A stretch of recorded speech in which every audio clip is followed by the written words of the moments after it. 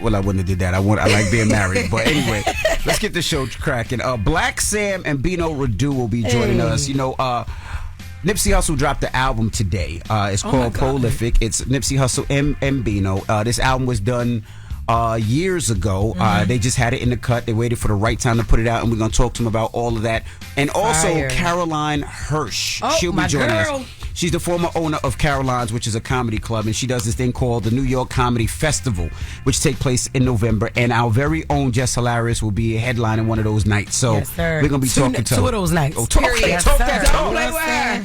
That's playing. Let's get the show cracking. We got front page news. And, of course, get it off your chest. 800-585-1051. It's a Friday. It's the Breakfast Club. Good morning. Morning, everybody. It's DJ NV, Jess Hilarious, Charlamagne the Guy. We are the Breakfast Club. Loren LoRosa's here. Let's get in some front page news.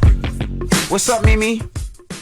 Good morning, Envy, Jess, Loren. How y'all doing this morning? Good. Hey, girl. Looking good in pink. Yes, pink. Thank you. Good morning. So we start this hour with more news about the USS Abraham Lincoln. So we told you yesterday about growing concerns over conditions aboard the ship, the mental health of the sailors, and the Marines serving on it. Well, since our reporting yesterday, parents, spouses, and other service members, they have personally reached out to us saying that they have loved ones on that ship who are struggling with their mental health, and that being at sea for so long and living under those conditions, those living conditions, have been really hard. Families reported food shortages, plumbing problems, contaminated water, unsafe working conditions, and running out of basic supplies. Now, the ship, it spent more than 250 days, straight days at sea without a port call, a modern Navy record, and now lawmakers are demanding answers. And we're also learning about a sailor who went overboard last week and spent about an hour in the water before he was rescued. Now, his wife said that he had been struggling with his mental health and had told people aboard the ship that he needed help. She says the Navy didn't tell her what happened until 4 days later. And now Defense Secretary Pete Hegseth is speaking out about this, but basically downplaying reports about how bad things have gotten. Let's listen. Completely misrepresented. Listen, we make sure at every ship, every crew, every captain has everything we can provide them at every single moment. Some deployments are longer than others, and I have more respect and gratitude for those sailors than anybody. What they do in those high seas and those austere conditions with less port calls, it's incredible. I mean, Americans don't understand what it's like to do that. So as someone who's not been on a ship like that, but been on long deployments, I feel it. I want them home as soon as everybody else do. I want folks rotated as quickly as possible. I want the best for them. My commanders know that. Our service secretaries know that. The president expects that. And so to that crew and to all those crews, we're going to do everything we can for you. Yeah, I wonder why the rotation didn't happen. You know what I mean? Because they have other ships, they have other troops. I wonder why the rotation didn't happen. And the brother or I don't even know if he's black or not, but the guy that fell into the ocean, how is he there for an hour and nobody knew? Well, no one rescued him for an hour. He reportedly told other crew members that, he just needed to get off the boat. He needed, some time away and jumped overboard. And, yeah. He could have died, though. Like, damn. But the boat didn't turn around immediately? An hour? I don't know if the boat turned around immediately, but they did rescue him. It did take about an hour, but they did rescue him.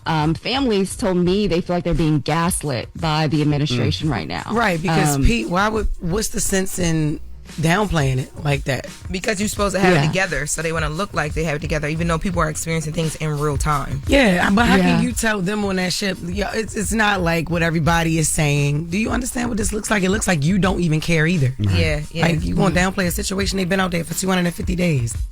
And then how big is the ship? Is it possible that they didn't even see him jump off? The guy that jumped overboard. How big is the ship? The ship is huge. Right. The ship is huge. Yeah. That's one person jumping off.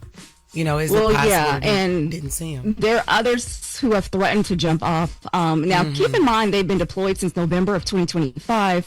It was supposed to return in May, but then the war happened in February, and that deployment was extended. They have not been given a return date. They say that another aircraft, USS George Washington, is now headed toward the Middle East to relieve the Lincoln.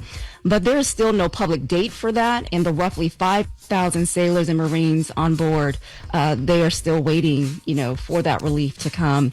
And families who have reached out, they're just asking us to keep amplifying the story and to keep pressure to help get these sailors, that's get them home. Horrible because they're there because of the war, which is the president's fault anyway. So it's like, what?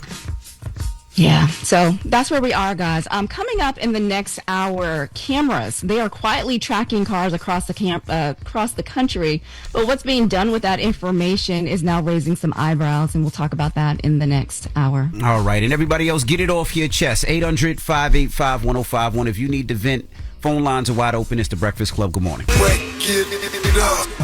This is your time to get it off your chest. Keep calling. 800-585-1051. We want to hear from you on The Breakfast Club. Hello, who's this? Hey, this is Damo. Hey.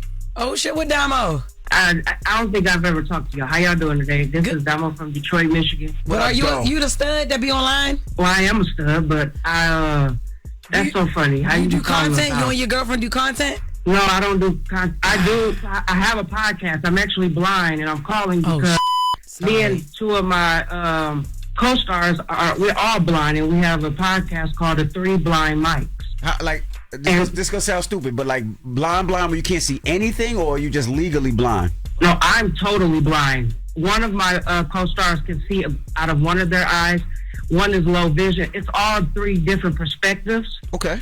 But I'm totally blind, and I've been blind for 10 years. Okay, now let me ask you, as a blind stud, right? Mm-hmm. How do you know the woman that you hollering at or talking to, how she look? It don't even matter because she can't see. I just go by, how they had that show, Love is Blind? Yes. We really have the perspective of Love is Blind. You're literally falling in love with someone for their heart. No, because they said Stevie Wonder got bad chicks, so like... Yeah. But Ray Charles used to feel on their wrists. Like to see, like, he can tell by your wrist. But you can have pretty wrists but an ugly face, though. That's true. But it don't matter. The eyes, what is it? Beauty is in the eye of the beholder. Oh, but you can't even see. She can't see. So it ain't. No. It's okay, y'all. Yeah.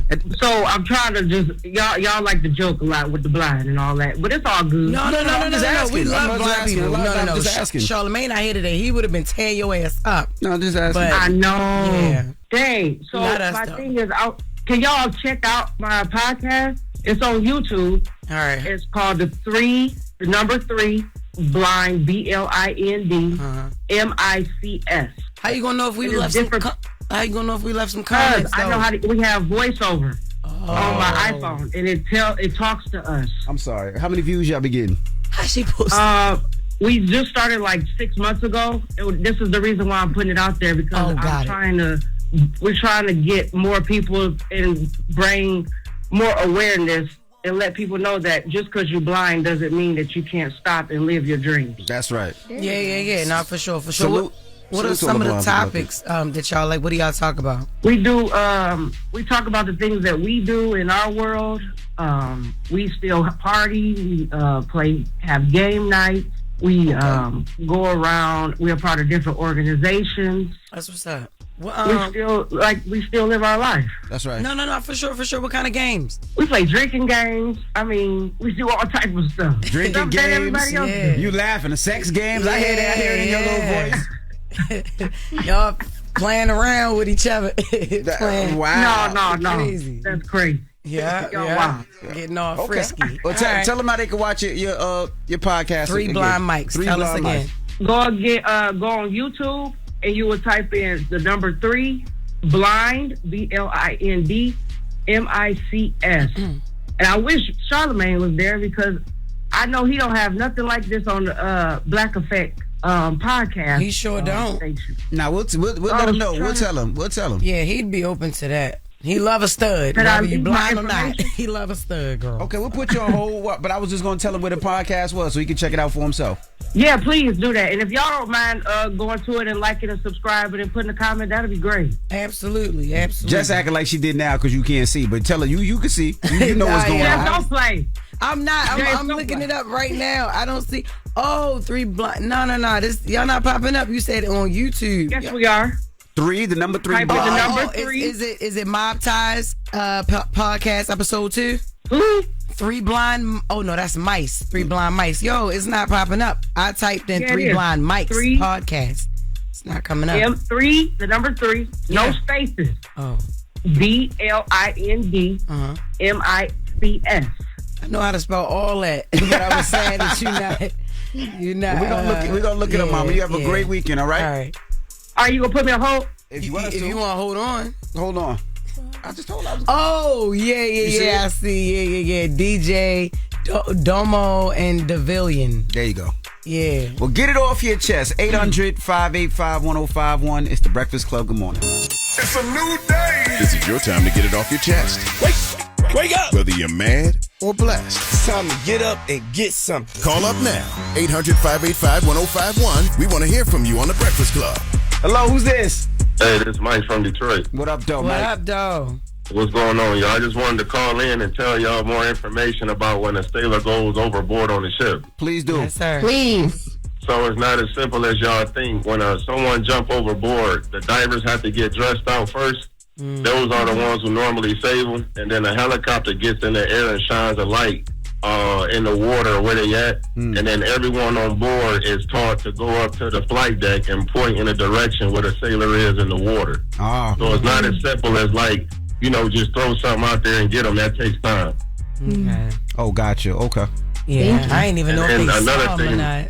The reason why they out there so long, a normal deployment takes 6 to 7 months. But they are taught to, if you already on deployment and something happened, it's cheaper and quicker for them to send them because any other aircraft carrier takes like 2 to 3 months for workups before they even allowed to go on the mission. Got you. Okay. Got you. But yeah, I just wanted to let y'all know. So what do they do when they're there all that time and they have no more food and they have no more supplies? So what do they do in that situation? Because it's not like they could just, go to the local grocery store or Home Goods and get stuff. So what do you do during that?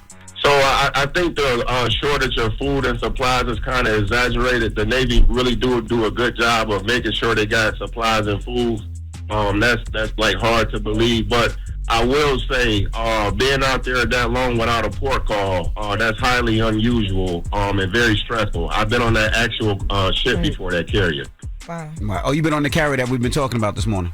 Yeah, yep.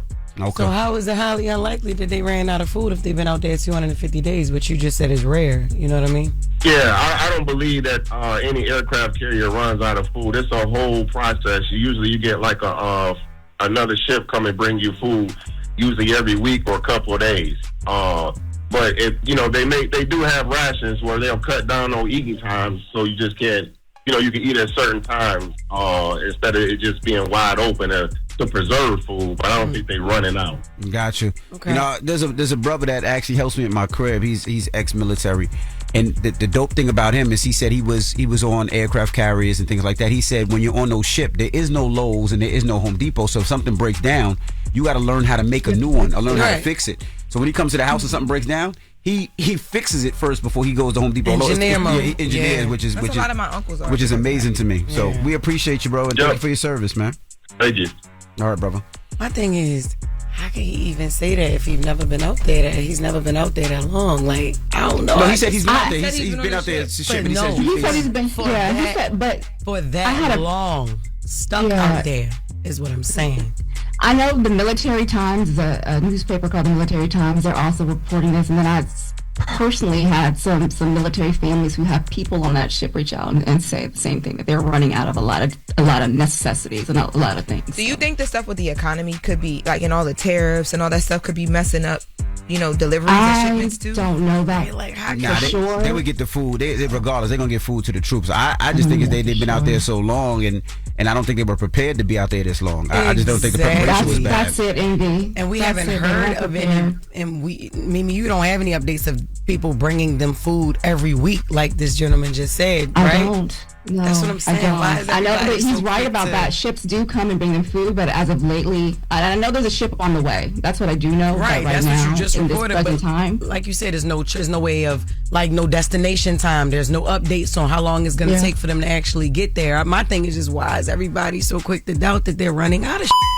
I don't get it. Well, there's multiple outlets reporting that, and multiple people are telling, like I said, about at least 6 different service members, their families reached out to me yesterday after they heard our reporting on this story, and they all said the same thing. Well, salute to all the troops, and we'll continue to pray for you, and we appreciate your service, and the families out there. I know you're stressed out right now. We're praying for you as well.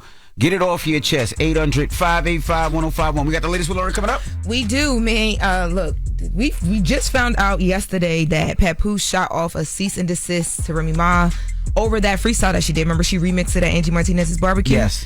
Well, that ain't stopping nothing, because Remy got a new record. We gonna get into the new song. She going nuclear. We gonna talk about it. Ain't nobody sending cease and desist over there. Damn. All right, we'll get into that next. It's the Breakfast Club. Good morning. What you want to know? Latest with Loren LoRosa. Because you particularly are bringing the energy to mainstream radio, to Black radio. Yes. Sources trusted. Did you hear that exclusive? Loren. I'm the homegirl that knows a little bit about everything and everything.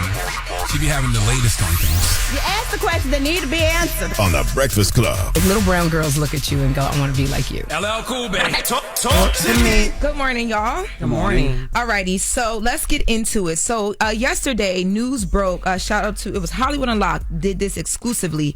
They received a cease and desist that was sent from Papooses legal team to Remy Ma's legal team. Now, the cease and desist was about the diss freestyle record that Remy did, the Why You Effing Lying. Yep. You guys will remember this song because we talked about it, because Remy remixed it a bit at Angie Martinez's barbecue. Let's take a listen to Remy performing the song at Angie Martinez's barbecue. To further clarify, I be single when stop asking for half, but that's between me and y'all. You not getting half of hoes be doing the most, so it's so I've been told since I was wearing Bobo. You get a bullet through your shirt with a nerve. Wouldn't let they vote those hits when they whole career they never go so not for me or anybody else. You always acting like you help Pat.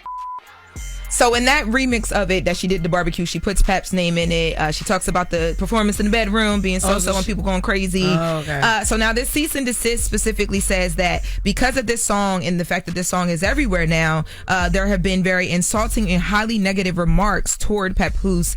And the fact that she talks about the stuff in the bedroom, they talk about her saying that he did not write her saying that he did not write her raps. All of these things are making it difficult for them to get to where they're trying to get to in the divorce. Now, in the cease and desist, Papooses' attorneys allege that they've been having conversations about a non-disparagement agreement where both sides are supposed to keep it real cute about each other. And they're saying that things like this and actions like this are completely opposite of the discussions that they're having right now, trying to get to a better place. And they mentioned the fact that they want this scrubbed from the internet. They want this to not be recirculated anymore because it could potentially be heard by their child at one point, and it will cause unnecessary emotional harm, exposing their child to deeply inappropriate conflict between the parents. Now, so what's the bedroom situation? Because I don't even understand. In that bar, Remy says girls be going crazy over so-so. Oh, okay. Man's private part. Yeah, so she basically is saying he don't know what he's doing in the bedroom. In that line, that's what she's alleging. So they're asking for the song to be scrubbed from the internet. They don't want it to be recirculated, and they want Remy to move forward where there's no shots being thrown Papooses' way about Clarissa, about anything, or they will take legal action, and they're going to request for her to pay legal fees if they have to take legal action. Even Clarissa too, she in it too. Anything that can disparage him, his side of things, or that can be deemed as a shot towards their situation, they just want it to stop, is what the letter is basically asking. I seen that yesterday, and I thought it was cap. I thought it was fake. The reason I thought it was fake is, I mean, I know that, they're married and they're a couple, but they are both damn near battle rappers. Like, that's what exactly. Pap has thrown bars at many of people, and Remy has thrown bars at many people. She just handling it in the booth, not in an interview. That's what I thought. I just thought it was not online. I saw some people that were I just thought it was cap, but I guess not. Ain't that a bitch? I saw some people that were surprised that a legal letter came from Papoose for the same reason. But I mean, obviously, this means that it's getting to a point where it's disrupting something, because he's saying, "I'll go to court and claim all the disruption and all of the harm that is done." But they don't specify exactly what it is outside of the things potentially with their daughter and stuff like that. So, of course, it just sounds like he upset. Yeah, that too. Of course, about the get in the booth, babe. Well, Remy dropped another song. This song is called "Wanna Go." Wait, so Remy said F the cease and desist and did another one? Yeah. Remy dropped another song. I'm a rapper, man. That's what I do. And we found out about the cease and desist yesterday, but the cease and desist she didn't get it yesterday. She started the cease and desist before yesterday. So this song is called Wanna Go. Now we will get the whole song on later. Yeah, but I want to play a few clips from it. So let's listen to Remy Ma's song Wanna Go on the Hand Me Down bar. My shit is brand new. Your shit is resale. Hand me down, hand me down. Bitch, you want all of my hand me downs. Now, Remy something else. Man, she is. Let me tell you something. Remy something fun. else. The Knuck If You Buck beat, and wasn't it just did somebody just ask Carissa about her blocking Diamond or something like that? Because Diamond went, my bad, not Diamond, Princess, because she want to come to the show. Yes. The fight. She wanted to walk Clarissa out to the Knuck If You Buck. Knuck If You Buck, yeah. Yes. Now Remy something else, because Remy dropped it on Friday. Her fight is on Saturday. Clarissa fights tomorrow at State Farm Arena. Yes. Now the reason them BX chicks is something else, man. Them BX chicks, man. Jesus Christ. Yeah. Now let's go into the second part. There's more. Yes. Remy Ma, wanna go? Let's take a listen to the clearance bars. Clearance. We shop in the clearance rack. Clearance. Now Clarence. So Jess, what did you catch from that bar? Yo, people be calling Clarissa Clarence. Do they? Like it. Man, they been calling that girl Clarence. They be trolling her, calling her Clarence. Remember when it first came out that she, was dealing with Pap? They was just like, yo, she's the one that he sent downstairs to check everything out. If they felt like, to fight the battles or whatever. They was calling her Clarence. Like, people troll her and been calling her that. Yeah, and she also mentions... She never cared, but people call her that. She also mentions girls being friendly all in the DM. Remember in the beginning, Remy said, this is crazy because... Fashion advice, like you was hitting me up. Remy and Clarissa were having... She screenshot some of the DMs that the timeline wasn't adding up as far as like they were still speaking a bit while she was having text messages with like you said this was cute. You in my DM like, yeah, where did you get that? I want to wear that. Yeah, so Remy something else. Remy said, all right, Cheers. Fights this weekend. Okay, cease and desist. Oh, you send the cease and desist. Okay, I'm gonna do another one. Let's get it.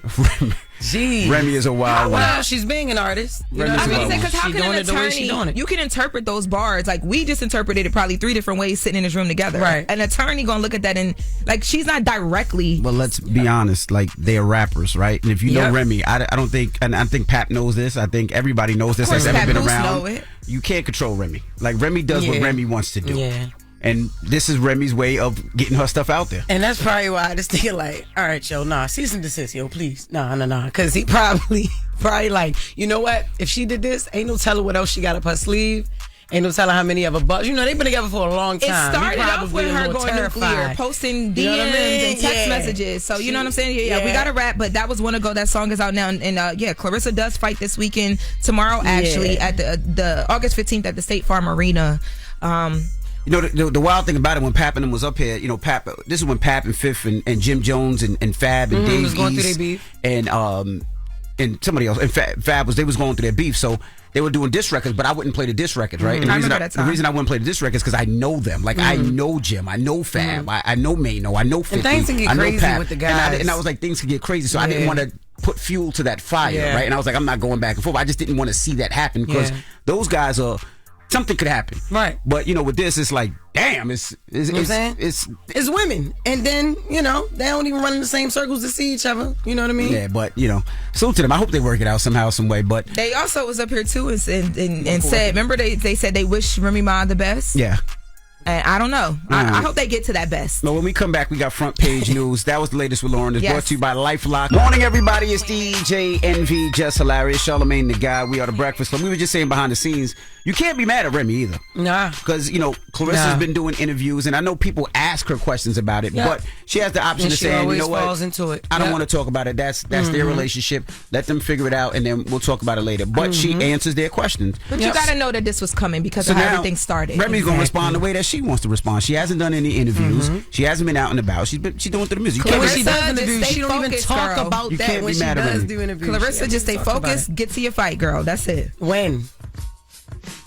But you Bronx chicks, boy, y'all are something else. On fight weekend. Wake the Bronx up! You're like, you are something else. All right, well, let's get in some front page news. What's up, Mimi? Good morning, y'all. So we're going to start this morning with those license plate cameras you've probably been seeing along roads and intersections. So police departments across the country, they use them, but there are growing concerns about just how much they can track you. So the cameras, they are made by Blacc Safety, and they use AI to identify cars, recording your license plate, what kind of car you drive, and where your car was last seen and when. Police say that it helps them find stolen cars, missing people, and suspects. But critics say they've also created this massive surveillance networking tracking system where everyday Americans are being looked after or looked on. There have been several, though, serious cases of abuse, and so several states officers have used these cameras to search for their lovers, their exes, and their spouses. So in Georgia, 3 former sheriff deputies, they were recently arrested for misuse of the system, and in Florida, an officer used it to track a woman he was stalking, and in North Carolina, there was an officer who used the system 31 times to track her boyfriend's ex-wife. And so there are also concerns about ICE using this information to find some immigrants and using the system to enforce immigration. But now Blacc says they are changing their recommendations. Let's listen. So we started with 30 days, and law enforcement was worried. Could they actually solve crime that fast? And I can tell you today, over 90% of the cases solved using Blacc are done in 7 days. And so we're suggesting to every city to adopt a 7-day retention policy. I still believe our elected officials should have final control of how long this data is stored, but our professional recommendation is 7 days now.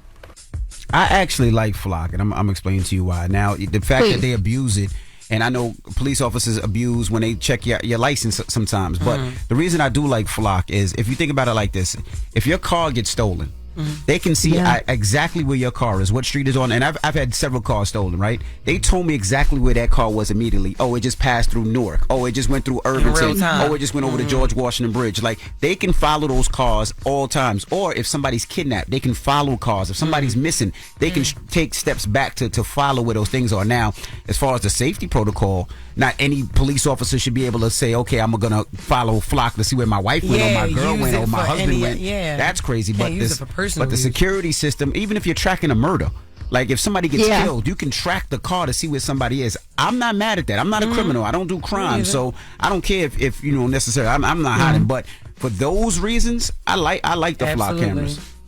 And thank you for saying that, and because a lot of people were pointing out the good and bad about Blacc, right? And so I think right now with immigration enforcement, people are looking at it like, okay, they're being used to track immigrants, they're being used to arrest people. But you're right, they do help solve crimes. They said they pointed out to a lot of missing cases, especially children that they were able to help find. But then what they're gonna do to crack down on these officers, they said that you're gonna have to provide a case number and a reason for what that search is for. And if you search too many times for the same person, the system will now flag the suspicious activity, and that officer can be locked out. So that's how they're trying to get around that. So. Some news there.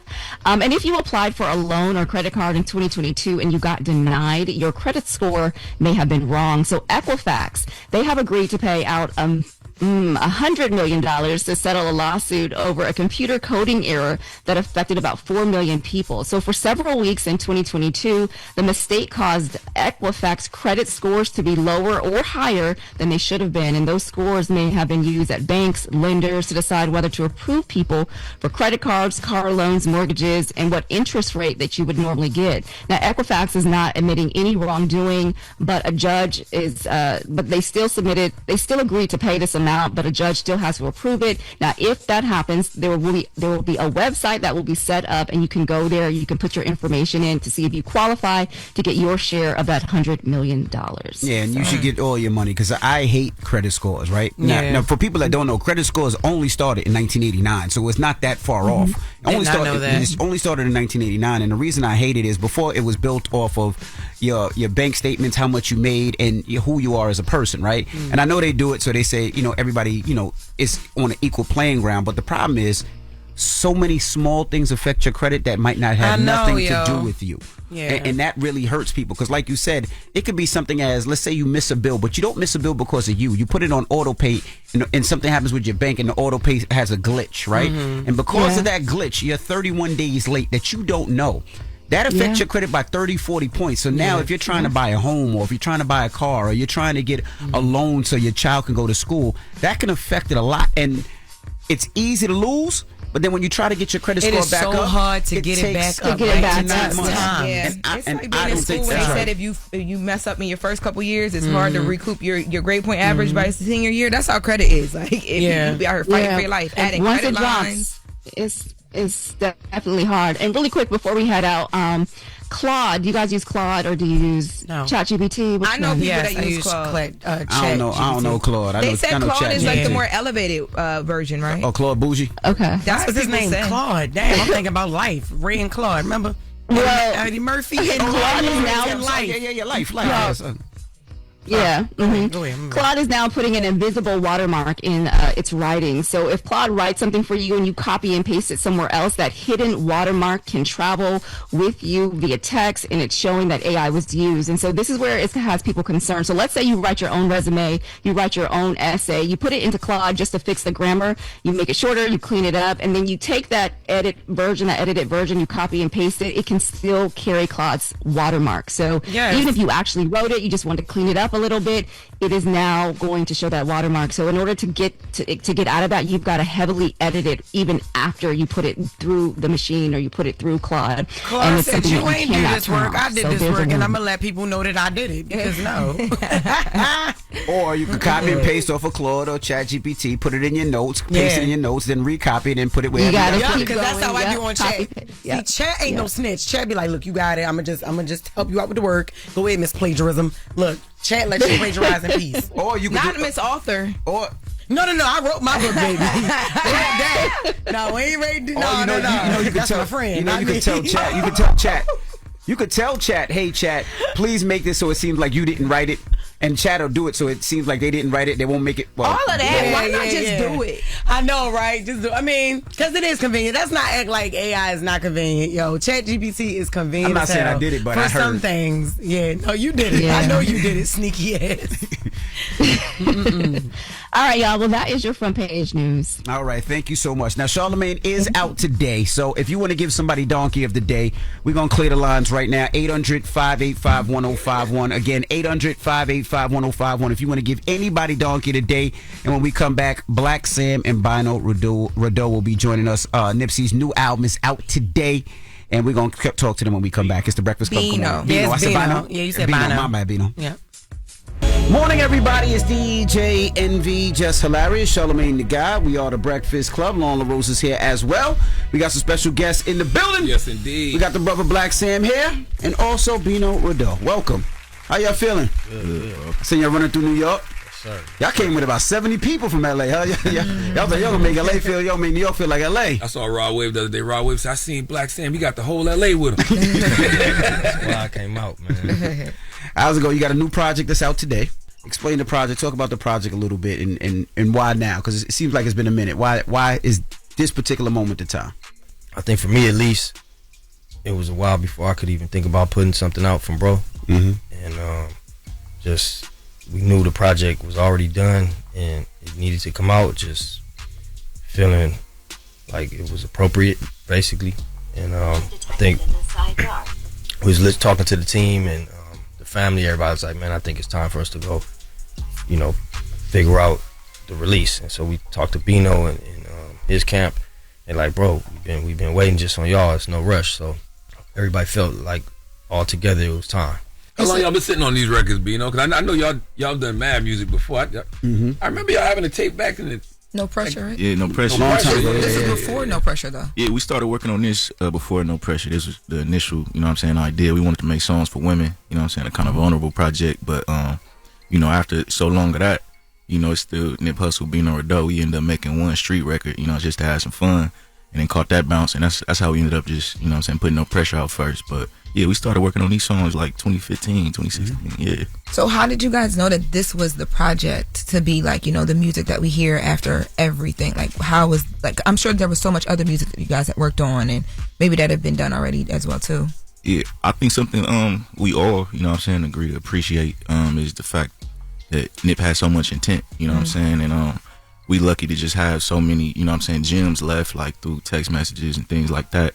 Just, scheduling and just ideas and his plans. So this was on schedule to be the next release after Victory Lap, and yeah, we just seeing it through. Now they said it was 80% done, pretty much. So what was the other 20% that had to be done? Well, you know what I'm saying, we had already sequenced, sent the project in and mixed by Ali. You know what I'm saying, got a few mixes, but you know how it is in the final stages. You know what I'm saying, like the mix and everything. We had 3 more last minute records that we wanted to add into the sequence, and we had sent them over, and yeah. So what was the Cardi record done? That was done a minute ago, like before a lot of these records was done. Really? Yeah, Nip made that happen, made that feature happen. You know what I'm saying, got Blacc Sam ear on it early. You feel me? And yeah, that was a minute ago. So they got a chance to actually work with each other for that. Yeah, for sure. That's dope. How was Nip's work ethic? Was he like a studio head? Like, did he stay in the studio and record a lot? Like, did he do things here and there? Like, what was it like, Sam? Hustle's gonna stay in the studio. Now whether we got recording done, it's always basically on how bro felt. You know, we used to push like, man, bro, if I don't feel it, I'm not even gonna get in there and attempt to lay it. So he just be in there vibing. A lot of times, Bino probably know better than me because he spent a lot of time in there with bro. But bro just be in, he'll check in to work though. He'll go early. He'll be watching movies, documentaries, just getting inspired. And once he feel it, turn that mic on and magic happens immediately. But he wouldn't force it. He's like, man, I don't wanna. It's not gonna be right. But he definitely would spend days and nights and not leave. He'll lock in, and then he may lock in for 30 days and nothing. And then all of a sudden, you get just 7, 8 in one day. That's accurate, Bino?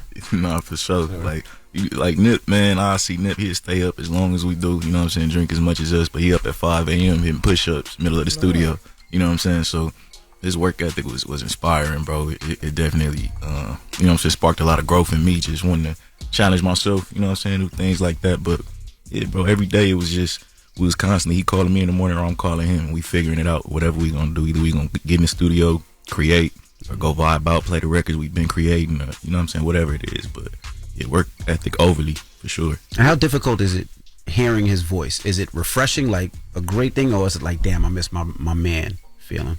Man, you know, these records, like before we started going into this, you know what I'm saying, just closing, you feel me? I wasn't listening to these records. You know, I don't play them often. 9 times out of 10, you hear me play them, somebody wanted to hear them or something real quick. But it's refreshing to see the team get together. You know, the same familiar faces that was there. You know, working on the project and working on Victory Lap. You know, producers, engineers. You know, Blacc Sam coming in real hands on. It was like, you know, the fraternity, the brotherhood, the fellowship. You know what I'm saying? That was refreshing for sure. What about you, Did it Blacc feel Sam? like closure? But hold on, I was asking Blacc Sam the same. Yep. I think same thing, man. For me, it's always hard hearing bro music, but then I get happy, laugh. So it's just a roller coaster of emotions that anytime. But it did feel good, man. Just I know how much the project meant to Hustle. I remember when he gave it to me to listen to. Like anytime, bro, I tell everybody, anytime he give me a project, I know it's done. Don't be wanting to hear what I got to say before it's done. He like, man, it's done. What you think? And so at that point, I know it's a masterpiece. And so he was proud of this project. And I'm just happy that we were able to put it out, man. And to the, like you were saying, to that Cardi B record, we was pushing for that to be on Victory Lap. Really? Wow. Yeah, and Hustle was like, man, he like, nah, you know what? This fits this project better. So this project was slated to come after Victory Lap. And so just the whole thing, every song on there, we kept the same sequence. We didn't add features. I think maybe one or 2 people may have jumped on just to elevate, but we kept it, what they put together and what they did together as a whole, we kept it, and that was very important. But to answer your point, it feel good to finally put this out. When people say Nipsey's legacy, Sam, what does that phrase actually mean to you? Because you knew the man before, you know, the world knew this icon. I think for me, man, it's important. Hustle whole thing was to inspire people. You know, we had multiple conversations so many times. You know, I'm trying to be on business or be to help this thing go forward with Hustle, be an asset in any way I can. So I'll pressure like, bro, we got to do it, bro. Multiple times, like, hold on, bro, we gonna get to the money. We gonna do that. My is special. My stuff has to be big. It has to inspire. And a lot of times I'll be like, all right, but I didn't really fully get it. And so just even now, man, seeing how inspirational he is and how many people are inspired and continue to be inspired, I really just be like, damn, this was what bro wanted. Well, what's the biggest misconception people have about Nip? Because he's become like a mythical figure now at this point. Man, I don't know, man. I think one thing I do say is when this documentary comes out, people love and respect bro so much, and they probably only know 10-15% of the story. So when this doc come out and people actually like really see, I think they're gonna be blown away, and it's gonna be pandemonium. It's gonna be crazy. You know what I mean? So that's our focus right now. Is just don't mess this doc up, because we got so much footage and the story is there. We're just trying to take our time and do it correctly. And when is it coming out? I hope maybe next year. You've been saying that for about 5 years now. I've heard some legendary stories about you in this documentary. Yeah, the man. money I've heard that you've left on the table just because you want to keep the integrity of it. I've heard some crazy numbers. Was that turning down like network offers? Yes. Yep. I think for us, like I was telling everybody, it's not about money. So it doesn't matter how much was on the table. We're not messing this up, or we're not changing the story. And a lot of times, people, you know, we had opportunities, which was good, but it was with interior motives. Obviously, it's business. People wanted us to put the doc out for a lot of money, but it has a time. It got to come by November because we're trying to launch our new network and this. Hold on. And then people are the research says, you know, people don't like more than 2 episodes, so this one has to be 2. Like, we walking. You know what I mean? We got to do this the right way. We got to make sure that it's told the correct way. And I don't even want to talk about business. I want to finish it, and then once it's done, we'll give it away for free. I ain't tripping on this. Ain't about a money play. I just want this to reach everybody, and then this thing got to sweep awards because the story is there. I tell everybody, it's just on us not to mess this up. We can't rush it. We got to polish this diamond, and you know it's there for the people. And the most important thing is when this documentary come out, this will be another big thing for bro that inspires people. That's his main thing. So we got to do it correctly. People got to see this and just be at awe and just be inspired. So who is the doc for? Is it for the day one Nip fans, or the people who know his name but don't fully understand his impact?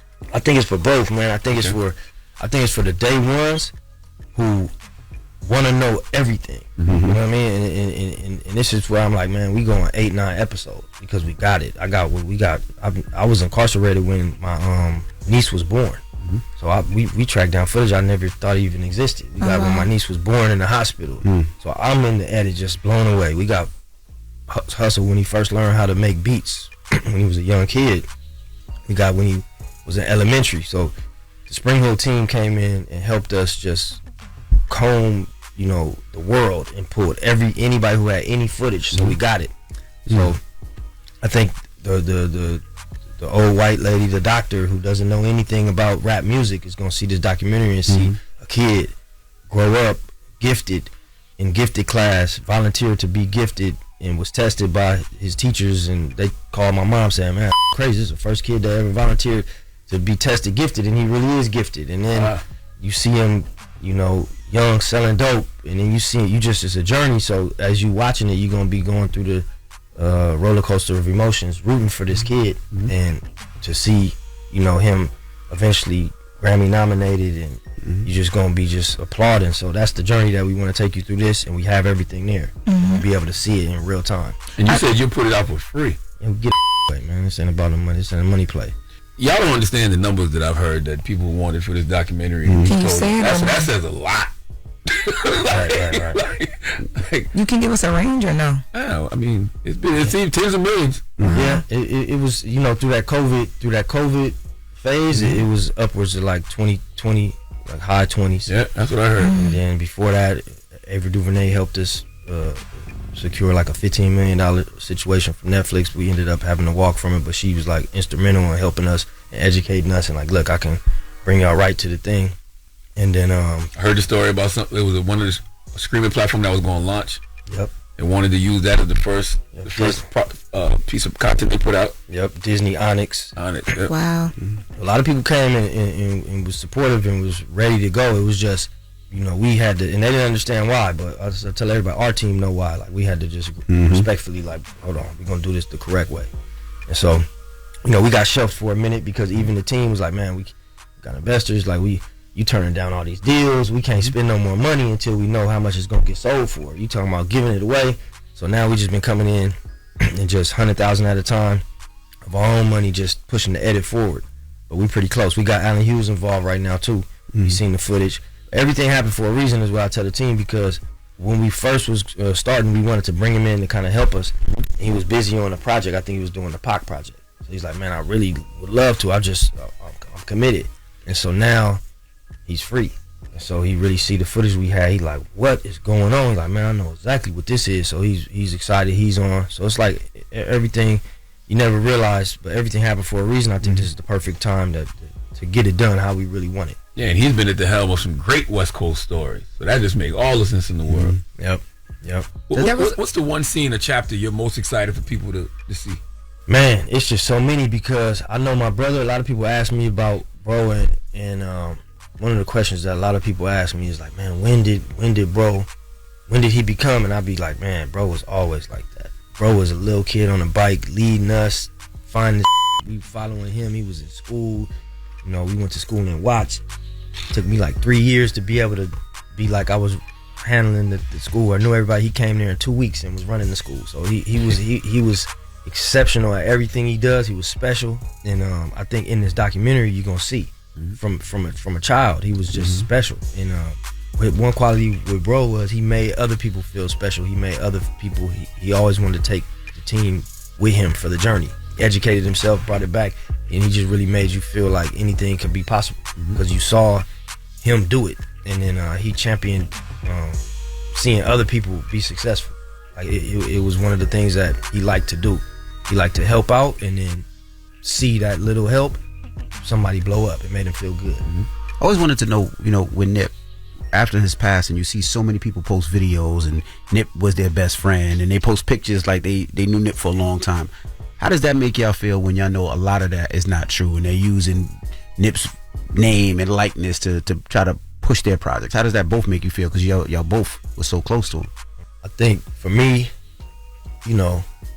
I just try to let people, as long as it's good, positive things, you know what I mean? I try not to try to judge or try to feel a certain way. And then I take a step back and say, I don't know people's certain situations, and I don't know everything about bro. And so I'll fact check some stuff for sure. I go investigate and fact check. But one thing I know about bro is he made everybody feel special.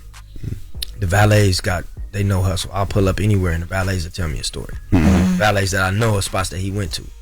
Anywhere I'm going, people will be like, man, you know what? And they'll show pictures. So I know bro moved through life just very respectful and very intentional about having relationships with the car wash guys. Everybody knew him and loved him. So when I hear these stories, I be like, it could be true. You know what I mean? What's one lesson that you hear from Nip in your head every day? Both of y'all. For me, man, it's just life is a marathon, man. Run a lap. It's not gonna be easy. It's not gonna be just everything all there for you.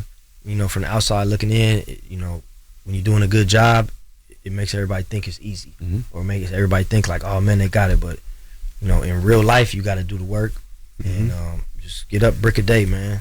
Regardless of where you at. I always see Hustle telling multiple people on videos too, and he told us, man, you just got to start. You got to start it, and then by the time you look up, you be so much closer to where you're trying to get to. But just start. What about you, Bino? Yeah, I agree. Same thing. I feel like every day, even coming up here, linking with y'all, I was tired as hell. Only like 3 hours of sleep, but every day I hear that voice like, wake your game up. This video is on Instagram. You can see, bro, he 5 in the morning in the studio. I'm knocked out somewhere. You see, wake your game up. Where you at? So yeah, every day is get up and keep going. Sure. This gonna sound crazy, but have you visited y'all? I had a few dreams. I be like not remembering my dreams, but I had a few dreams, bro. Not that many though. I have had a few conversations, or just just kind of crazy. Like how dreams be, just some crazy stuff. But confirmation that he's good, basically. Yep. And when you wake up and remember them, is there anything that's also confirming for you in your real life, like maybe questions you was trying to answer that you might have been able to talk to him about, but you can't now? Nah, I mean, it's just to be honest, just the dreams. I'll just be like, damn, that's crazy. It was a dream with bro, some crazy. It's just like, you know, bro shooting the gang, just making sure people were straight, and I wake up and I'm like, damn, what's going on? Like, you know how dreams don't be making sense. Yeah. But then it's like, just bro being a protector or making sure that the family was good, make sure everybody's good. It was kind of what I took that as. It's like, bro looking like Rambo in the dream. You know what I mean? I'm like, what dream is this? You know what I mean? It's like crazy, but that was one of the things. But you know how at least my dreams be like, they be like dreams. You don't know what it's about, but you know, that was one of them. If Nip walked into Marathon Burger today, what would make him proud, and what would he tell y'all to do better? Man, I think anytime we did something or something big, Hustle would always like smile and be like, man, I told this high-fiving everybody and be like, man, got us up. So I think bro would just be happy, and then after that, you know, celebration, be like, man, let's pay attention to the details and make sure, you know, we uphold the standard. And then he probably would be like, make sure everybody that come in here is feeling respected and appreciated. And so that's one of the things we try to preach to everybody. Like, man, nobody owe us to come in here and spend any money. Like, we got to make sure people feel appreciated and they spending their money and don't get caught up in like the hype of like, oh, it's Marathon Burger, like it's a privilege for somebody. Nah, we're privileged that they coming and people are coming to support. And I think for me, it's important that like Hustle whole campaign was started out of a trunk. When he was a teenager with mixtapes, and so the community and the people that supported him, he always wanted to pay homage to, and always remind people like without the people, he would never even been able to be started. And so I think that's one of the things he would always probably be telling us to remember. Like, remember that we never forget where we came from or how we even got here, and the support that got us here. I'm glad you said that, and that's what I hope. That's one of the things I hope the doc addresses, because when people think Nip now, they think about ownership, but so much people forget that he was also talking about community. I feel like that's part of his message that gets missed a lot, like the whole neighborhood Nip thing. So I hope that gets shown in the doc. No, definitely will, man. I think the reason why, at least in the area, people love Hustle so much, from the aunties, the grandmas, the smokers, the little kids that was inspired by bros, because they seen him on every level. You know, they seen him as a young kid, starting gang banging. People like, oh man, what's this young dude doing? Going down the wrong route, and then selling dope, you know, fighting, going to jail, and at the same time trying to do something positive, and being able to have success, and then not just leaving, actually doing something, employing, you know, people that he grew up with, you know, helping families and helping, you know, family members get off of probation or get off of parole, and you know, doing it right there, you know, opening stores, and just the inspiration that showed in that area is, you know, unmatched, because you can't buy it. You know, people seen it, was like, nah. And I think that was one of his main things. He like, nah, I want to make sure that I inspire the people that came from what I came from. And so in the documentary, that's one of the big sections, because I think it's important. You know, some people, like, he inspired a certain generation, but there may be new generations coming up that may not have that inspiration, or may not even be privy to the music. So at least they'll be to this story, be able to see the story and take inspiration from that.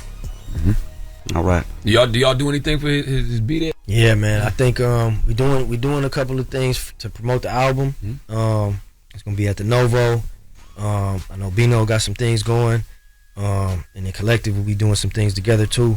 But I think for me, for bro birthday, I'm gonna just be chilling, you know, at the house, man. But it's just in alignment how it happened. We were picking dates and trying to get records cleared, and you know, we missed a few dates, and then when it came up for the 14th, we was all like, oh man, it was meant to be. So, you know, I'm happy. I'll be happy that the album will be out, you know, the day before his birthday, you know. And not to be all over the place, this album is important, man. I don't know if I said it already, but Hustle did this album with Bino, top to bottom, and I remember he gave it to me. And so they track listed it. They sent it to Ali to mix and master. And this is one of the things he was proud about. And I'm just happy that we can put it out. And just it coming out a day before his birthday is just very important for us. Well, there you have it. Thank you, brothers, for joining us. Blacc, And keep it posted to Bino. whatever, man. Blacc, Bino. Appreciate y'all. That's the Breakfast Club. Good morning. Let's get right to the latest. Lauren becoming a straight fat. Tell her. She gets them from somebody that knows somebody. She gets the details. I'm a homegirl that knows a little bit about everything. She be having the latest on you. The latest with Loren LoRosa. Sometimes she have facts, sometimes she have details, sometimes she have a little bit of everything. Well, it's the latest. Brought to you by Top Dog Law. On the Breakfast Club. Talk to me.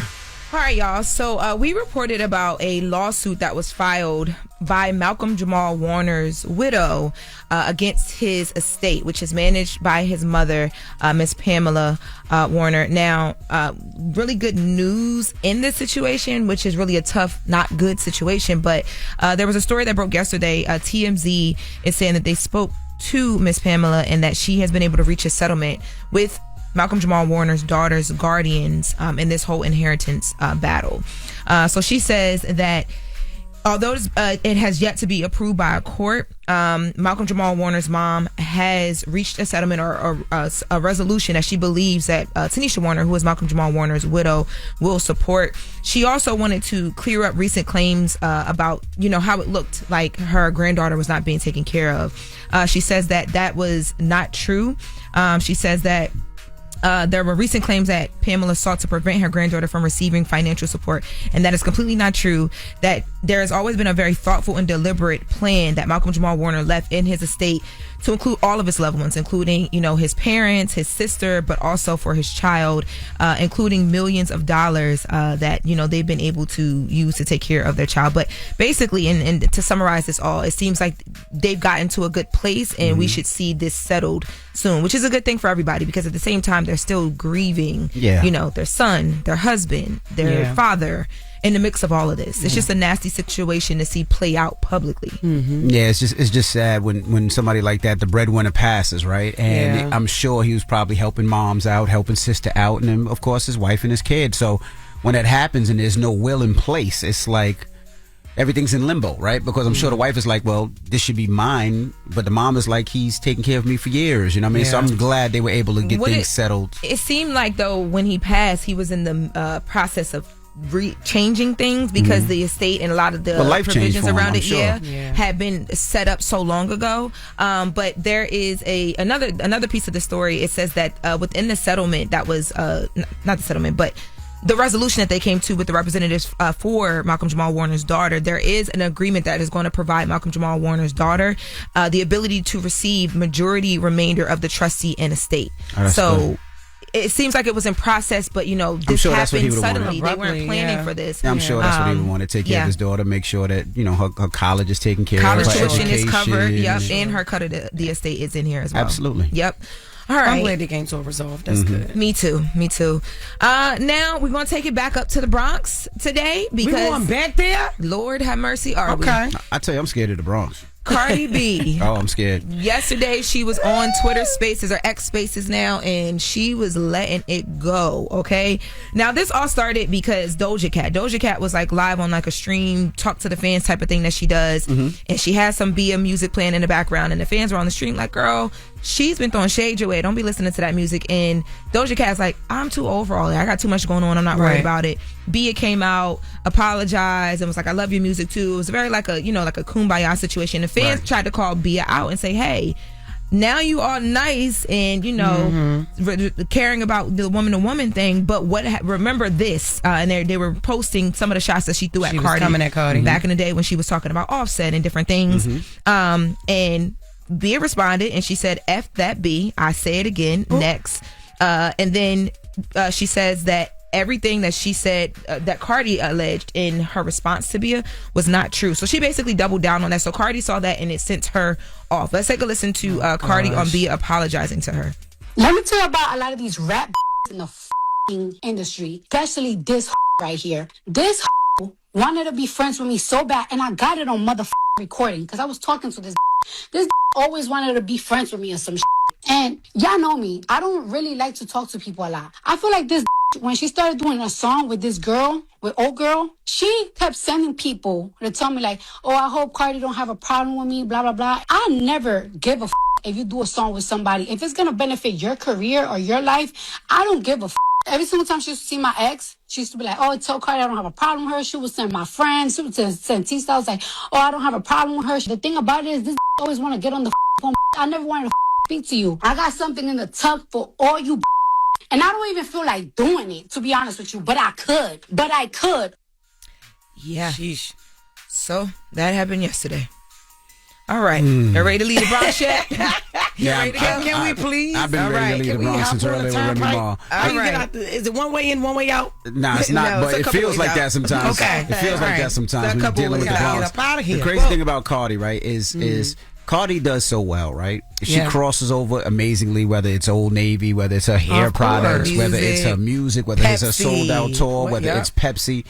But when it's time to put her toe back in the hood, she has no problem going back. She has no problem going back to the hood and doing what she got to do and then jumping right back to crossover. That's right. That's you got to love Barney for that. Yeah. Shout out to Barney. Well, leaving the Bronx and heading on over to the Kevin Hart roast. We're back here again. Oh boy. All the way in. So we done left the Bronx to be going to LA. Because, okay, so Naeem Lynn, remember, Jess, you were at the Kevin Hart roast. Remember, I hosted the red carpet. Yes, one of the red, yes, you did. One of the Red Cup boys run around them Plastic Cup boys. Sorry, Damn, because the cups we read it. It's because the cups we read it, they be holding Plastic Cup boys. Sorry. Yes. So Naeem Lynn, he did an interview with Jasmine of the Jasmine brand, and he talked about why he believes he did not receive a Netflix special after that roast. Let's take a listen.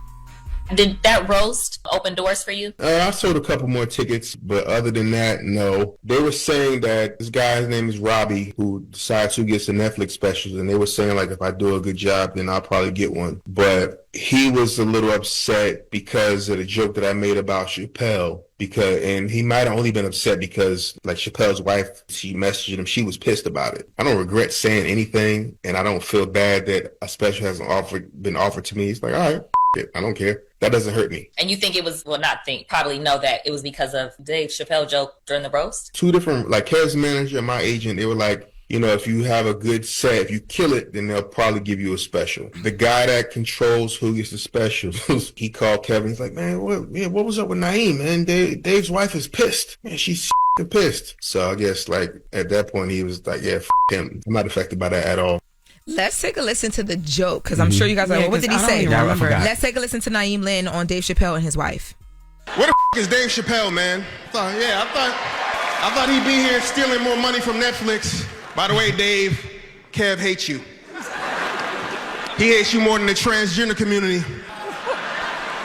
I actually don't know why the trans hate you. You're married to a Filipino ladyboy. Keep it going for Naeem, everybody. He did great. Also, Naeem, great choice there at the end to talk on Dave. He'll let that go, for sure. It was an interesting shot. Exactly, Shane. That's exactly not that y'all didn't have no interesting shots either, but no, that's crazy. That's crazy. That's something that's like a hood roast that you have in the hood on the stoop where you and your homeboys going back and forth, and it never leaves that circle. That's not something for TV. What you mean? You called that man wife a trans woman? Like, that's what you did. Yeah, I mean, look, I'll be honest. Dave Chappelle. You know how I feel about when people talk about my family. So yeah, me and Naeem would have been doing? moving furniture in the back. But they are comedians, and if that's the game the comedians play, that's the game the comedians play. Nah, some comedians play that Talk game. about me all you want, right? But when you bring my wife and my kids into it, I want 5 minutes. I want 10 minutes. Yeah. I'll never talk to you again. But as far as the Netflix special is, take Dave Chappelle out of it, right? Mm-hmm. Kevin Hart is your guy. But the roast was for Kevin. But why, Dave, why wasn't would, even in? Well, why would I need Netflix if I got Kevin Hart? Right? Kev should be able to be like, no, we're doing this. Like, Kevin is that big, right? We're not talking about little Kevin Hart that just does little comedy. Kevin is that big. Billions of dollars sold in Hollywood. Specials here. Kev can't say, I'm doing this. Like, Kevin can't say I'm doing what? Like, I'm going to take your special on Netflix? Yeah, I'm producing his special, and you're going to do this. But it seems like there's some politics involved, it's still though, not, right? Yeah, it's still not that easy, even for Kevin. No. Kevin can go ahead and get a special, but somebody like, like a Naeem, one of his guys, Plastic Cup, he can give them a special and put it on his platform. LOL. You know what I mean? I know he could co-sign and all that type of stuff, but it's still protocol, it's still politics. But didn't Kevin help out? I mean, Cheryl Underwood did an amazing job, so that helped her first and foremost. But didn't Kevin That's Hart... Cheryl Underwood. Yeah, but didn't Kevin Hart have a hand in being like, y'all need to make sure y'all take care of her? That was how the story went, I thought. There's a lot of comedians that got Netflix specials. I thought Tony Hinchcliffe got one. I believe Shane Gillis already had one. I don't know. Like, nah, that's not how that go.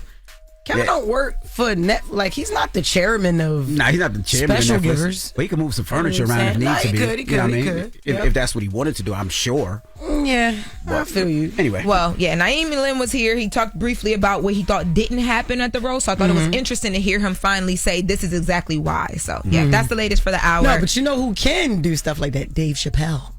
Dave Chappelle would be the one in Naeem that could get Naeem a special. Not if you mess with his wife. You know, probably even his wife could have did that. Damn. You know? Damn. All right. Well, that was brought to you by Top Dog Law. They've won $1 billion for their clients. So if you get into an accident, make the call. Their bark is their bite. Top Dog Law. All right. Up next, Donkey Today. Charlamagne is out today. So if you want to give somebody Donkey Today, 800-585-1051 is the Breakfast Club. Yo, Good happy morning. birthday, Holly Berry, Magic Johnson. Okay, Big Magic. Marcy Martin, Doechii, and Jackie Harry. Happy birthday, everybody. What was the third one you said? Marcy Martin. Marseille. Oh my God. Marcy Martin. Happy birthday, boo. It's the Breakfast Club. Good morning. It's your time to nominate a donkey of your own. Remember now, it's how they choose. Call in now. 800-585-1051. Hello, who's this? Hello, yo, what's up, Andy? You hanged up on me, man. Oh, what's up, brother? Who you gonna give Donkey to, man? All right, well, I'm gonna give Donkey to. I don't know, should I give it to you, Andy? Because you hanged up on me, man. Hung up. It's hung up on you, sir. And I would never do that. I would never do that. That slipped. I didn't mean to do that. I didn't You mean to do acting that. like Remy Ma this morning. I didn't mean to do that. I didn't mean to do He ain't that. playing no games. I didn't mean to do that. Hello, who's this? Y'all are getting Donkey of the Day today. Shar and Envy, although I love y'all so much, you get Donkey of the Day because... Man, wait. Can you say your name and where you calling from first? Yes or no? I be watching y'all every day. Okay. My name is Jay from North Carolina. Hey, Jay, you sound so lovely this morning. How are you feeling this morning? How is your mental state? Still getting Donkey.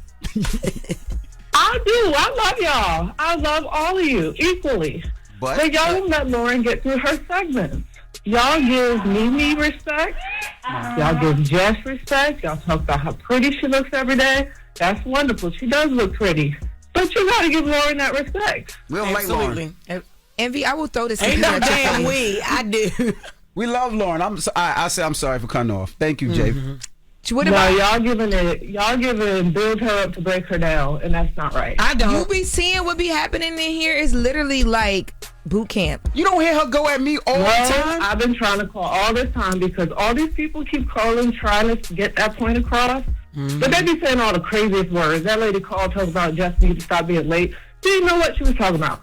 But you know, listen, Jay, I love all of y'all. Y'all are doing great. Jay. Y'all need to fix that intro that says DJ Envy, Shar, Jess, because all of y'all are the Breakfast Club. And stop saying Loren is here with us.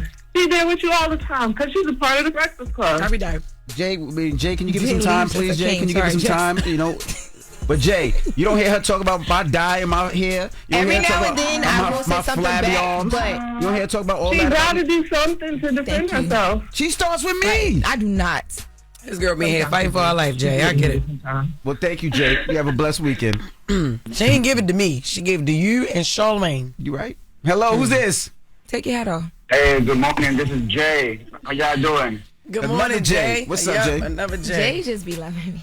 Listen, I want to give Donkey today to those sailors, man. You signed up to be in a war zone on a warship, man. Why you out here complaining about food? Imagine if those soldiers from World War I, World War II were complaining about living conditions.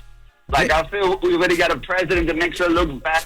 Like, you don't need 6 sailors out of, 5,000 complaining about little food. Just my point of view. Jay, they hungry. They starving, Jay. They need wildin'. food. They've been on that shit for 250 days, Jay. What you talking about? I don't even know what you even talking about. Them guys are in an aircraft carrier. They get food, trust me. Like, they're well taken care of. I was in the Navy. I was on a frigate where it was tough. It was tough being on a frigate. Them dudes are on a carrier, which is compared to, like, A frig is like saying a motel, and a carry is like saying a resort. You feel me? Whether they starving or not, man, like, toughen up, come back home, and then tell your story. Don't tell your story now while, we already got a president making us look foolish. Now you out here making the U.S. Navy making us look crazy. But Jay, their stories made so the crazy. Shit. Go get them some food, Jay. What's the longest you've been on deployed on the water, Jay? Not 250 days. A year. All right, well, maybe you got probably some. Yeah, maybe I should shut up there. All right, Jay. I'm gonna let you live. Go ahead, Jay. All right, you're right. All right. He said, all right. He said, all right. Right. I mean, hello, who's this? I feel so bad for them. People be playing with Hey, what's up, Envy? Hey, Trav. Hi, Boogie.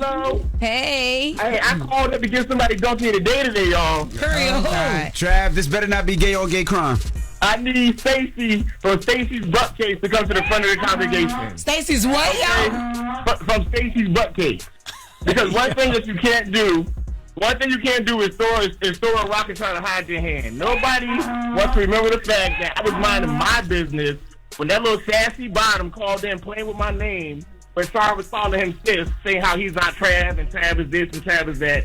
I was minding my business. If you look dirty, you look dirty. Stop getting in the kitchen, cooking, and playing in your beard because you look dirty. And that's just what it is. Play with your butt and don't play with me. And now you donkey today, donkey. Trevor! Damn. This gay on gay crime got to stop. Wake up this And early he hung like up. that. He like, I don't care. Bye. Like, yo. Hello, who's this? Oh, my God. Trav. What's up, man? It's Kevin Hart, man. The real Kevin Hart. Oh, God, Oh, that's man. crazy. All right, Kevin Hart. Where you from? Who you going to give donkey to? I want to give donkey to all the people out there who, when you tell them your name, they ask you if you're the brother of the other Kevin Hart. Like, how many of us share the same name with our siblings? Yeah. Who asked you, are you Kevin Hart brother? Yeah, do you look like Kevin Hart at all? You short? Nah, I'm taller than Kevin Hart. I'm funnier than Kevin Hart. I'm broker than Kevin Hart. I'm the real Kevin Hart.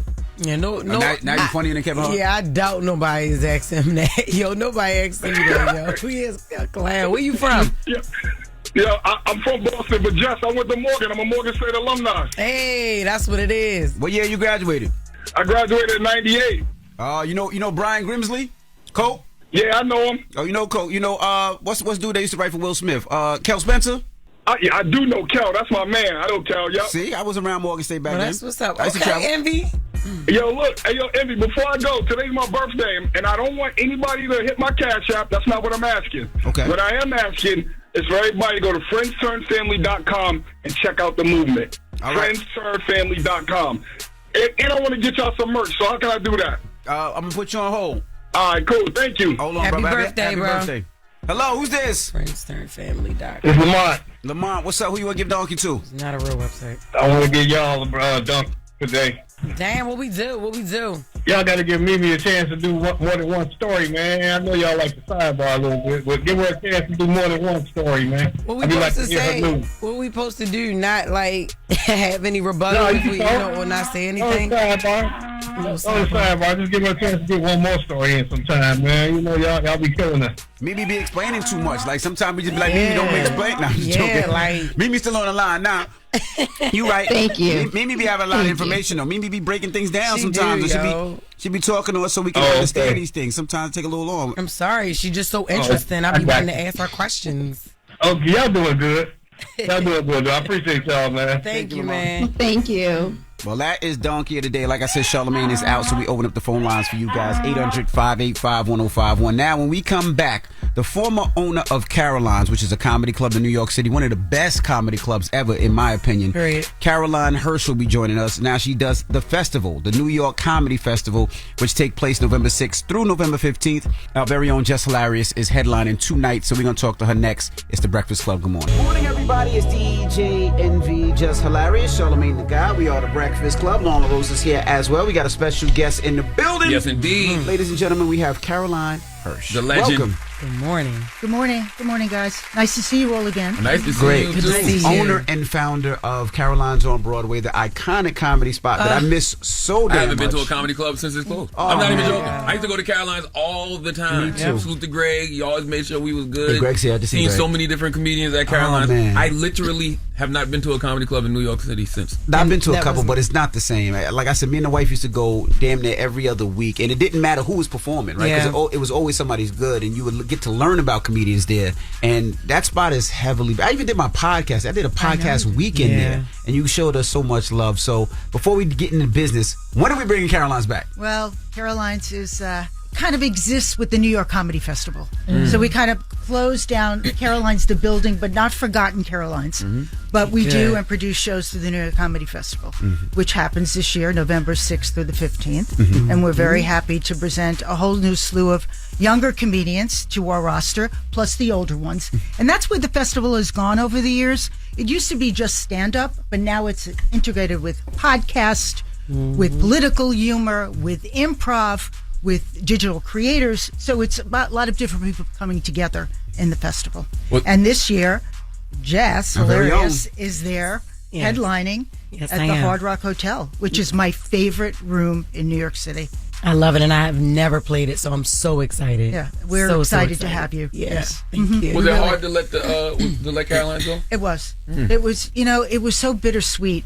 I knew the time. It was over 40 years doing it, and it was time to say, okay, what's my next thing to do in life? And I miss the staff. I miss seeing the talent. I miss my customers. I miss all of that about it. But went on to do the festival as a way to really stay in the business and work with everybody that kind of graduated from Caroline's too. And I will say I'm one of the graduates because I that was like my favorite comedy club to come up here and do. You know, they always warn us comics about New York and how hard it is, like, to succeed. If you can make it in New York on that stage, you can make it anywhere. And I just remember always being welcomed. The service was great. The vibe right there in the middle of Times Square. Right. And I also love how it worked, right? One of the interesting things about Caroline's on Broadway was y'all vetted every stand-up that came there, right? Like, you didn't just let anybody come in there and do stand-up. They call themselves a stand-up comedian. Because even when my first time going, I was told, like, no, you have to have 2 comedians vouch for you. And Nick Cannon and Kevin Hart called and vouched for me, and I got on that stage, and I've been playing that stage for years. And that's where Charlamagne the God first came and saw me. I don't think Envy, you came to see me there, but I actually love what I was able to bring to Caroline's. I think that was way back in 2018. It was. Yeah, and you sold out every show. I remember every show, every year. So I remember sitting in the audience watching you. Yes. Oh my God, like a little fireball on stage. Excited. So thank you for even having me at the New York Comedy Festival. Oh, we're so excited to have you there. Hell yeah. Yeah. Tear it up. Really. What's your biggest memory of Caroline's? I know we hear Ed Lover tell a story all the time about Charles Oakley throwing the chicken wings. I will never forget that night. Break it down. I will never forget that night. It was like, who was on stage at that time? It was Dr. Dre and Ed Lover. It was an Ed Lover night.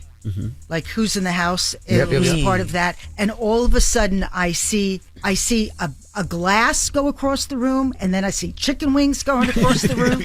And it was like one big fun party that we had. And, you know, Greg Charles and I, we always talk about that, about how that went on that night. So it was a lot of fun. It's when the 90s Knicks used to come in all the time. I mean, it would be like after a game, before a game, they were in town. We had so much fun at that time. Anthony Mason, it was like home base for them. It was so much fun, and they'd always come in to see Ed Lover's show. I remember when the Kevin Hart weekend, when Kevin Hart, that was like the weekend where everybody was like, okay, Kevin has arrived. Kevin has arrived. And actually, you know, after that, so with the Comedy Festival, you know, we had Kevin at Caroline's for a number of shows that he sold out. Then we produced him at the Beacon Theater for a number of shows. And then we went and put him in Madison Square Garden for that show. Wow. And that was the idea of Louis Ferranda to tape a movie with him. And then Kevin did that. If you were opening Caroline's today, would you build a comedy club or would you build a media company? I'd like to say that I dabbled in media. I mean, we're called Caroline's Media right now. You know, I had a TV show for years on the A&E channel from like 1990 to 1996.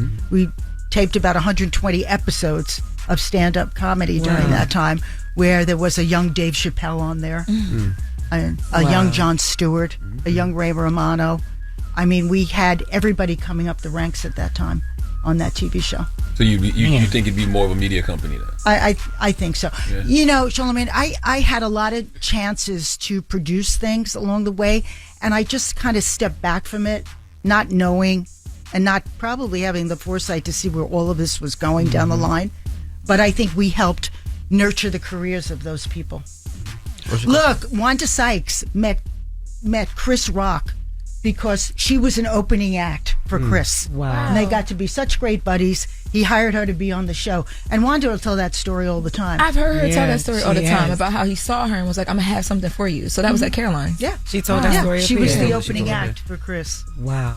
Is there still room for like the next Kevin Hart or Seinfeld or Chris Rock to like slowly develop over years, or like do we live in this society that demands overnight success? Well, I think that more people are kind of skipping the club and learning how to do that, and they all want to do that's because their management wants them to do it, their agent wants them to do it, and I think they kind of push it a little too fast to do that. I think it's to build that following, that slow following that gets you. You talk about Caroline's and you talk about, you know, reaching out to the papers. But one of the things based out of New York and growing up in New York, Caroline's was big for having the staff bring the comedians to radio. Whose idea was that, and why did that work so well? Because nobody else before that really said, you know what, we're going to make sure every comedian goes to radio and we're going to have a staff that does that, which is Greg. I'll tell you how that started. So I opened Caroline's, it must have been 1982, 83.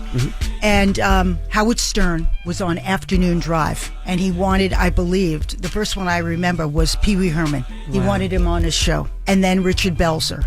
And that was the start of comedians on the radio for me. Wow. And that's what that happened. And then when Howard was kind of fired from NBC and went to K-Rock, and he wanted more and more of that. And that's how we started. And then this show, all of this, all created over the years. Williams, Wendy had a night. Wendy had every Wednesday, I think. And Wendy had everyone on. Everybody. And she did her own show there at the club.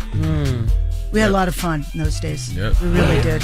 So what do you like more, the intimacy of the Carolines or the festival at this scale? I mean, 10 days, 5 boroughs, 200 plus comedians, 100 plus shows. That's a lot. That's a lot. It's a lot. It's a lot to cover, but we get to work with everybody that we want to work with, and then we keep our eye on everyone. So that's the great part of it. But I still get, like, I'll go into Town Hall, I'll go to the venue at the Hard Rock, which I love, and I go in there and I see everybody having such a great time and the performers loving the venues that we're in.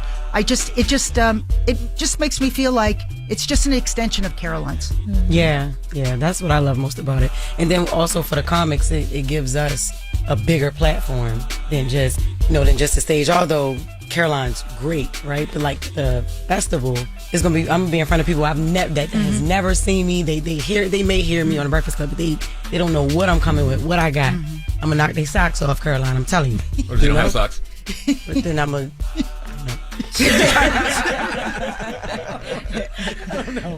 And how can people get tickets? How can they get tickets? Well, you can go to NewYorkComedyFestival.com and tickets are on really great seats. You have to do it now. What's the night that feels the most like Caroline's, you think? Are all of these venues too big to have that feel? Well, I think some of Jess's shows. Yeah. Okay. More like the intimate space. Gotcha. And she's at the Beacon? Or she's at Hard Rock. The Hard Rock. Rock. Okay. And I do 4 shows. Yeah, I'm coming that night. This is what this is why live events have been so exciting, because people now can connect with people like you that they see and hear. Yeah. And that's really what's kept comedy going with the explosion of, what cable and now internet and Netflix and HBO all fostering, comedians and YouTube. Yeah. So let's not forget that. That has made a lot of comedians sell out for the live events. Yeah. Because people really get to see them. Yeah. And if they like them, they go. Social media has made people famous before they're funny, right? Has virality become a bigger currency than talent? We came into those problems where we would put somebody into the club because they were this internet star and they kind of didn't have it unless they really got and worked on an act to do. Yeah. So we did it once, but we never booked them back again. Wow. And see, that's where I feel like that's when I had to get vetted. That's when he started vetting everybody. Like, you need, that's probably why, you need people to vouch for you, like real stand-up comedians that's going to put asses in these seats to vouch for y'all. And that's when I got Nick Cannon and Kevin Hart to do that. I'm glad they did. That's when I realized Jess was actually funny. Yeah. Oh, really? Yeah, I never seen her on stage. Like, stand-up to me, I'm old. I was born in 1978.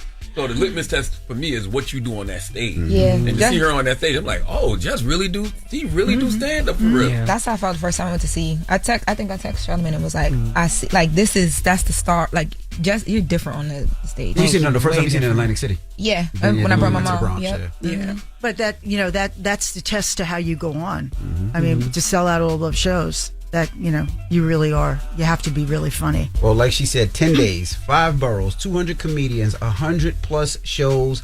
Get out there and get your tickets. Our very own Jess Hilarious will be performing at the Hard Rock Hotel. How many shows? 4 shows. 4 shows. I will be there for one of them. Definitely. Absolutely, positively. November 6th to the 15th. That's right. I love the marketing. Like how I just saw something like it's gone viral. Like how y'all are marketing. Y'all have like the stickers with the comedians' faces and the rooms they're gonna be in, and y'all stamping them all over New York City. That is so dope. That's really dope. It's gonna go a long way. Thank you. Yeah. We started in the bodegas. I think it's so creative. Started in the bodegas, then y'all wrapped the side because that's how you would see. You walk by, you would see who was in the thing to see who's going to be there this weekend. That's so dope. That was called sniping years ago. Yeah. We used to do the Carolines posters, and we used to put them all over New York City. I remember when I first started. Yeah. You need to bring Carolines back. I know you're like, I'm over this. You got the festival. The Carolines DNA is all throughout the festival. Yeah, but that's November. I need something. If I want to take you right now, I want to go somewhere in Carolina where everybody knows your name. It's like a big hug. They walk you down them stairs. When you go to the Hard Rock, you walk down the stairs too. Pretend it's Caroline's, and we'll make sure the hospitality is exactly. As long as you there, we good. All right, it's Caroline Hirsch. It's the Breakfast Club. Good morning. Morning, everybody. It's DJ NV, Jess Hilarious, Charlamagne the Guy. We are the Breakfast Club. It's time for Pastor Ox. Go. Cause that's my DJ. Say go DJ. Cause that's my DJ. Yeah, DJ, come spin, now come spin. Big Nyla, NYLA, Young 1990 now. Hey. What's up, Nyla? AKA Fresh New Chop. Yeah. Fresh New Chop. Thank you. Thank you so much. Yeah, I'm excited. I feel free. It's a new beginning. Okay. I was waiting for a joke over here. Just keep going. You just got to keep going. Just ignore him and keep going. For not doing it to me it's not a joke. It's great. Okay. I'm happy for you. Yo, just because the cameras is on. In real life, if I was to walk into your house like flamed this, your ass. flamed me. You Yes. already did it. Yeah, Last time I did I this. would have just said, "What's up? You good? What's up? What's up? What? Sometimes you got to ignore and just keep going. No, When you start said, asking "What's up? questions, You that's when it good? gets That's bad. all. What's up? You good? What we got It today? looks good on you. Thank you. All right, so today, man, I gotta start with the girlies because there's some really dope rap girlies that are coming up who are not getting the attention that they need. So this first girl, her name is Lynn, and I actually found her through Suave, another Atlanta artist. I write for Suave. Allegedly. Suave, don't be discovering people without telling me. Yo, this girl's really dope though. She's from Austin, or she's from Alabama by way of Austin. Her name is Lynn, and this record is called 10,000 Hours. Okay, I like that. I even like to play on like a pimp. Yep. Yeah, that was hard. Yeah. Okay. Incorporating the Malcolm Gladwell 10,000 hour theory in the hook. I like that. That's Into dope. it. You know what I'm Okay. saying? That's I cool. can't take credit for Suave's ears, just his pen. I was gonna, so you wrote that one? No, I didn't write that one. Oh, okay, but he discovered that one. I didn't write that one. He wrote that verse? No, that was him on the second half. Oh, okay. Yeah, I didn't write that one. Yeah. Okay. She's fire though. I like her voice, her And she delivery. got such dope energy. Yeah, the energy is fire. That's Lynn, Lynn. Make sure you guys check her out. Now, the next person I'm going to go to, his name is Yakin. He's a Texas rapper. And I will say something about today's picks. They're all like very regional, but it's why I kind of love them. This song's called Talking 5. He's from Houston. I like that. That's all. Yeah. Okay. Sound like cool. Sound like Thugger a little bit. Sound like Thugger just a little bit. Young Thug? Yeah. Oh, I mean, it's a good record. It's a good record, but I just hate records that feel like it's something I've already heard. Already before. heard? Yeah. You know what I mean? It's one of those two, but it's a vibe. I like it though. Okay. It's vibey. Yeah, he's dope. I like a lot of his visuals. You wasn't too. confident in that He's one. I seen the way you look. You wasn't confident if we was gonna like that one. I didn't know. I vibing didn't know off if y'all of were us. gonna like it, but I like it. Yeah, I like it. And he got really dope visuals to all of his songs too. So, Okay. yeah, shout out to Yakin. Next is an artist named D&D Section. He's from Charlotte. I discovered him through Ruben, and this song is called Like That, featuring Ruben Vincent. What is this? Tough tune. Okay. This is tough. You know who it sound like somebody would do this? Drake. This sound like something that he would do. Yeah. But I like this guy. That's What's all the name of I this? like it. His name is D&D Section. He from Charlotte? Yeah, Yeah. He must be from the islands or somewhere, right? Or Africa? Yeah, I'm sure. Okay. I don't know him personally. That sound hard though. What's the name of that song? It's called Like That. We didn't even play the best part. He got like a... Because Ruben is on it. Yeah. I wanted to get some of his verse, but on the hook, he does like a really cool flip on Ludacris, When I Move, You Move, just like that. That. Yeah, it's cool. And you could dance to it. So I like that. Thanks, Nyla. Yes, of course. And my last one is this girl named Jordan. She's really dope. I believe she's from Brooklyn, New York City, but she's like straight out of the 90s, which is probably why I love her. This record is called The Striker. Already downloaded. That's tough. Okay, yeah. I want to close bomb the Striker. That's tough. Yeah. It sounds like you might need to open up that honor roll project, okay? And find a spot for Striker on there. That's dope. I'm not lying though. I want to do a tape with all the girls. Like I know we got Win on our project. Oh no, her name is Jordan. Jordan, The song is called Striker Story. Jorden. Salute to Jordan. That was tough. That's dope. Yep. I want to hear. I got to go listen to that whole thing. She dropping some brown baddies today too, because Lena's a brown baddie. Beautiful skin, and then so is Jordan. Yep. Ooh, girl. I know. I really want to do a tape with all the girls. That would all be the fire. lyrical girls. Yeah. But yeah, if you guys like those, make sure you guys follow me on the gram at Nyla Symone. I'll have more music suggestions. All these songs will be on the playlist. It'll be linked in bio, or you can swipe up in my story and check them out. Okay. Well, thank you, Nyla. Thank you guys. All right, now let's get to the mix. We throw it back on a Friday. It's the Breakfast Club. Good morning. The Breakfast Club. Your mornings will never be the same. Now, salute to Sprite. The Sprite Living Track List turns iconic hip-hop lyrics into a limited edition collectible mission with different cans to find across the country. For over 40 years, Sprite has been talking about artists who define the culture. Now, with the Sprite Living Track List, they're turning the conversation over to the fans. This whole summer is about celebrating and challenging what we think are the most impactful tracks in the canyon. Here's the fun part. It's basically like collecting hip-hop trading cards. There are 26 different iconic lyrics out there on both Sprite and Sprite Zero Sugar cans. So, if you get a 12-pack, you never know which ones you're going to get. I'm holding a Sprite can in my hand. Love a black woman back from infinity to infinity. UNITY. It's cool because this isn't just a can of Sprite anymore. It's a collectible. Your mission is to build your own physical playlist. Go out and hunt down all 26 limited edition cans of Sprite and Sprite Zero Sugar. This is the Sprite Living Track List. Obey your thirst. Let's get to the mix. DJ Envy, Jess Hilarious, Charlamagne the Guy. We are the Breakfast Club. Now, salute to Blacc, Sam, and Bino Rideaux for joining us. Nipsey's album is out today. This is a new album that he recorded a couple of years ago before he passed. So, but you gotta tell the people how he actually like worked on this album. Yeah, no, this album they did it together. It's Wow, sequenced. Even the Cardi B record was done back then. Like he sequenced the record. He planned for this to be the next album after Victory Lap. Correct. Wow. Yeah, so definitely go check it out. And also salute to Caroline Hirsch for joining us. Now, she's the former owner of Caroline's, which is a comedy club in New York City. She has a huge New York comedy festival, which takes place from the 6th to the 15th of November. And Jess Hilarious is actually headlining 2 of those nights. So, yep, I'm closing it out Caroline November 13th and November 14th. So make sure you get your tickets. New York City, they're on sale right now. We'll be at the venue at the Hard Rock Hotel in New York. So make sure you get your tickets at JessHilariousOfficial.com. You still get nervous when you do comedy? No. You don't get nervous at all? Only when I'm on other people's shows. A little bit of butterflies before, because it is not my audience. I got to appeal to other people's audience and gain their audience over. So, but yeah, it's not a bad nerve. It's just like, I just want to go out here and get it over with. But I'd be happy when I'm up there. You know what I mean? So, yeah. Do you ever don't do the full time, like if you got an hour set and then at 40 minutes you be like, damn, I'm really done? Nah, I go over. That's my problem. Yeah, I go over. I actually got kicked off of some shows before because I go over my time. That's a rule you don't do, especially on somebody else's show. Let me shine on the light at you and you just ignore the light? Yeah, I just act like I thought somebody was taking pictures. You know what I mean? Like, but yeah, when you up there and you eating and you in your zone and them people dying laughing, you see people throwing their head back cackling, it make you don't want to end, you want to hide. That's why I love headlining, because I can do as much time as I want. Now, it's time to get up out here. Lauren, what you doing this weekend? Anything? I'm just running around New York this weekend. I'll be at Don't Matter in Brooklyn. It's in Dumbo. It's a new spot. It's a vinyl listening lounge, but also what nights you be rocking? It's all day, all week long. So it's like Truth nightclub? We've been on, it's a lounge, so it's not a nightclub, it's a lounge, but it's been, every day has been a day. But this weekend I'll be there Friday and Saturday. I got some family coming in town, so we're going to be running around. But I want to remind people that the latest with Loren LoRosa, the podcast, like we are hitting astronomical numbers on the audio side.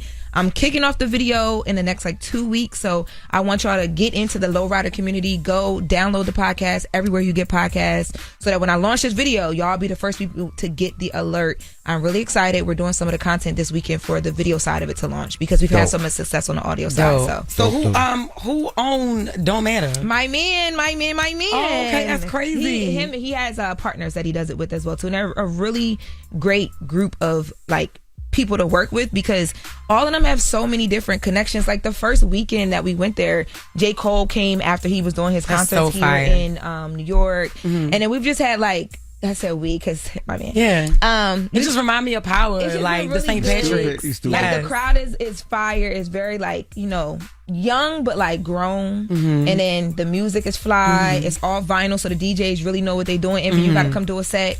It's DJs who really know what they're doing because they on vinyl, and they got to know how to like maneuver in and out. And then you DJ on Power?